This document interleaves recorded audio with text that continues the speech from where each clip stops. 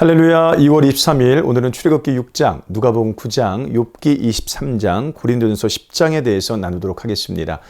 출애굽기 6장은 하나님이 어떤 분이신지를 다시 한번 알리고 모세의 소명을 굳게 하는 장면입니다. 여기서 강조되는 말씀은 나는 여호와라 너희는 이것을 알지라입니다. 여호와라는 이름은 보통 하나님과 백성들 간에 맺어질 언약 관계를 드러날 때 사용되죠.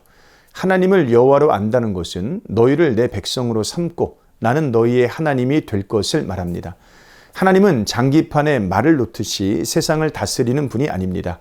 하나님은 우리와 인격적이고 개인적인 관계를 맺으시는 분이며 그 방식은 언약입니다. 그럼에도 불구하고 모세는 다시 한번 자신이 이 일을 감당할 수 없다고 김 빠지는 소리를 합니다. 이에 하나님께서는 그의 계보를 언급하셔서 그가 택함을 받은 이유는 혈통이나 능력 때문이 아니라 오직 하나님의 선택 때문이라는 것을 확인해 주십니다. 욥기 23장은 유명한 구절이 등장해요. 내가 가는 길을 그가 아시나니 그가 나를 단련하신 후에는 내가 순금같이 되어 나오리라. 고난을 겪는 모든 이들을 위한 위로의 말씀입니다. 22장에서 엘리바스가 욥을 정죄한 후에 욥은 다시 한번 자신을 변호합니다. 욥의 탄식은 하나님을 발견할 수 없다는 것이죠. 동서남북을 둘러봐도 하나님을 찾을 수 없습니다. 그럼에도 불구하고 욥은 자신이 그분의 길을 걷는다는 확신을 품고 있습니다. 내 발이 그의 걸음을 바로 따랐으며 내가 그의 길을 지켜 치우치지 아니하였고, 이것은 아주 중요한 관점이에요. 우리는 때때로 현실의 벽에 갇혀서 하나님을 보지 못할 때가 있습니다. 어둠의 고통이 너무 커서요, 한 치 앞도 못 볼 때도 있습니다. 그러나 그런 와중에도 신자는 믿음의 길을 걸어야 됩니다. 그분의 길을 따라서 그분의 말씀대로 살아야 됩니다. 보이지 않는다고 자포자기하거나 제멋대로 사는 것은 신앙생활이 아닙니다. 하나님을 사랑하는 사람은 그분이 가려져 있을 때에도 그분의 말씀을 사랑합니다. 누가복음 9장에서 예수님은 점점 자신이 누구인지를 밝히 드러내세요. 그는 제자들을 파송하여 천국 복음을 전하게 하십니다.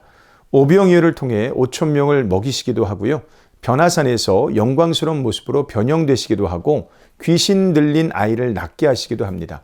그러면서 제자들에게 자신이 누구인지를 말씀하시는데 베드로의 고백이 정확합니다. 하나님의 그리스도 신이이다. 이제 예수님은 제자도가 무엇인지 알려주십니다. 제자는 자기를 부인하고 날마다 제 십자가를 지고 주님을 따르는 사람입니다. 제자는 서로 크다 싸우지 않고 어린아이처럼 작은 자를 영접하는 사람입니다. 제자는 뒤를 돌아보지 않고 주님을 따르는 사람입니다. 예수님이 누구신지 정확하게 아는 사람은 제자의 길을 걷습니다. 비록 예수님을 볼 수 없다고 해도 그분이 가르치신 길을 걸어갑니다.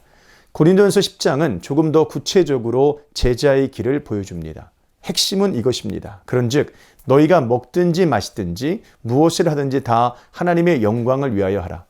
제자는 우상 숭배를 피해야 됩니다. 각종 미신적인 행위에 참여해서는 안 됩니다. 하나님 이외의 다른 것들을 섬겨서도 안 됩니다. 자기의 유익을 구하지 말고 남의 유익을 구해야 합니다. 하나님의 교회에 걸림돌이 되지 말고 사람들의 구원을 위해 적극적으로 참여해야 됩니다. 오늘의 적용 질문입니다. 혹 주님께서 약속하신 말씀의 길을 벗어나지 않겠다고 결심하고 걸어갈 때 낙심하는 일이 생기시는지요? 그때마다 내가 붙잡아야 될 소망의 말씀은 무엇일까요? 오늘 하루도 우리의 길을 아시고 우리를 정금같이 만드시는 그 예수님의 길에 끝까지 서 있는 삶 사시기를 주님의 이름으로 축복합니다. 고맙습니다.